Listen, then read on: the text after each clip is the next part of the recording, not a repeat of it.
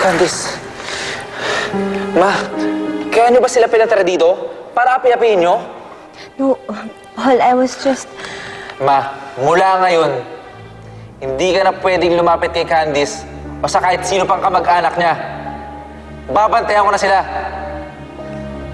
Wala kang karapatan para maanduhan ako. Anak lang kita.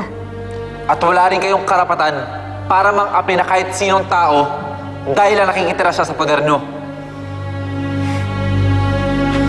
Candice. Tayo ka na.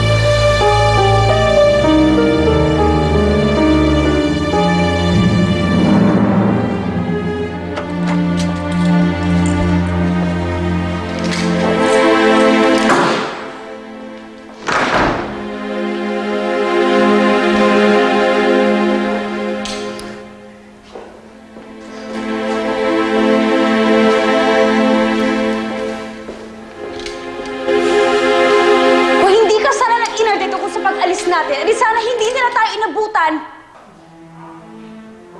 Bakit? Hindi ba ayaw mo rin naman umalis? That was before I got kidnapped! Hindi ba yun din naman yung nangyari sa akin? Kaya huwag mo na ako sisihin dahil pareho lang tayo ng ginawa.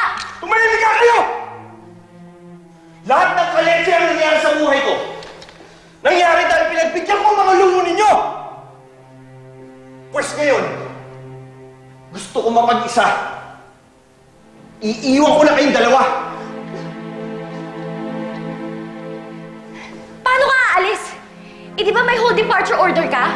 Aalis na ako sa bahay na to. Bahala na kayo sa mga buhay ninyo! Daddy!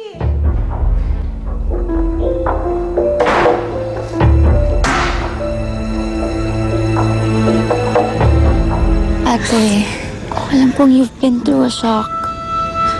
Pero please, tatagan mo ang sarili mo para sa aming dalawa ni Mommy. Lalo na ngayon. Habang nandito tayo sa bahay ng unang asawa ni Tito Mark.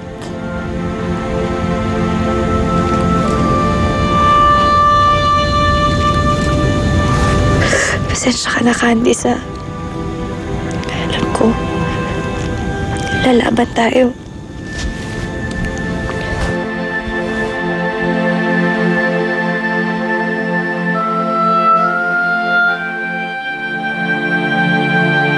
O Jason, anong ginagawa mo dito? Pare, pasensya ka na wala na ako malapitan eh. Hindi na mahuli ng mga para kung sinubukan kong kausapin si Andre. Anong nangyari sa'yo? Ba't ganyan yung hawak mo sa side mo? So kaya nga hindi ko na nilapitan si Paul tsaka yung mga kabanda ko kasi pare, ikaw yung pinaka-hindi obvious na pwede ko utangan eh. Dude, mukhang malubha yung sugat mo. Yun nga pare, nahagingan ako ng paraksyong. Kailangan ko ipagamot to, baka ma-infection pa eh. Wait, kukuha ko ng pera.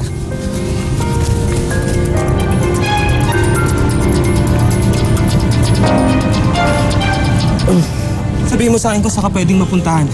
In case na may kailangan ka pa, mas mabuti nang ako yung kontakin mo. Tapos ako na lang yung pupunta sa'yo. Pare, maraming salamat. Salamat talaga. Thank you, pare. Ingat, ingat, please. Salamat.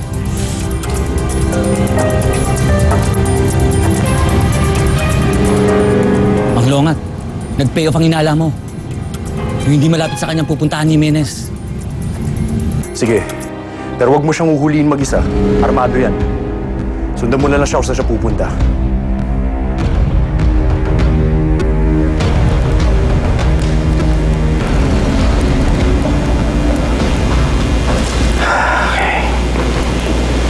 Grabe. What a revelation talaga. Nakagulat. Maganda ang nangyari. Mayroon kaming linakad ni Christine. Importante. Kumain na ba kayo? Thank you, Cassandra, but I'm not really hungry right now. Are you hungry, Mark? Hindi. Busog pa ako. Ano naman yung importanteng ginawa niyo?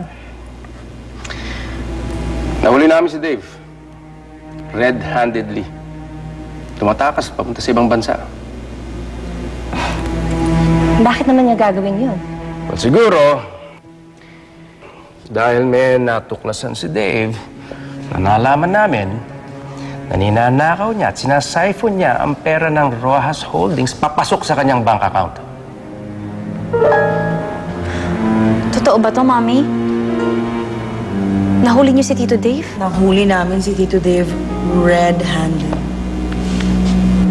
Nakita mo na? Paano na yan?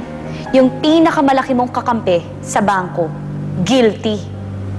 Ano naman kaya ang mukhang mahaharap mo sa mga members ng board? Tsaka gaano kaya katagal maglalas ang credibility mo ngayong alam na nilang guilty ang kakampi mo? Huwag mo akong pagsasalita ng ganyan. Nakikitira ka lang dito parang squatter. Pwes, tigil-tigilan mo na rin yung pagkakaratag chismis tungkol sa daddy ko. Chismis? Anong chismis yun?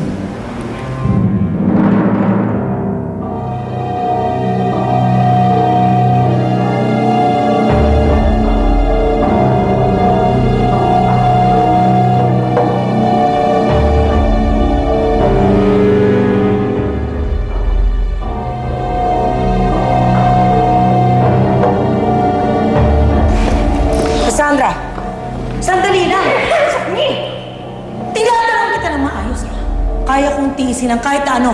Pero huwag mong tataluhin ang anak ko kung hindi malilintik ang ka sa akin. How dare you talk to me like that? Sa loob pa ng pamamahay ko? Who do you think you are, ha? Cassandra! Tigil mo na yan. Sinasabi ko na nga eh. Tubong imbornal tong babaeng to eh. Sobra ka na, ha? Cassandra! Dito, lumayas kayo dito! Mami, lumayas kayo! Cassandra, tama na! Tama na! Tigil na tayo! Di ba may nahabol pa sila eh? Bakit di ka nahuli? Hindi pa tayo tapos! Walang iyo ko!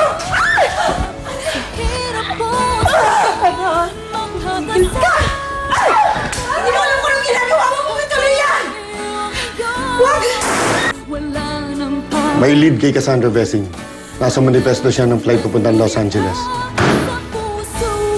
Black na Centennial Road. Maglabas agad ng report sa security ng NAIA. Anong sabi ng doktor? Ano siyang nalalaman eh? Wala pa rin. They're still operating on her.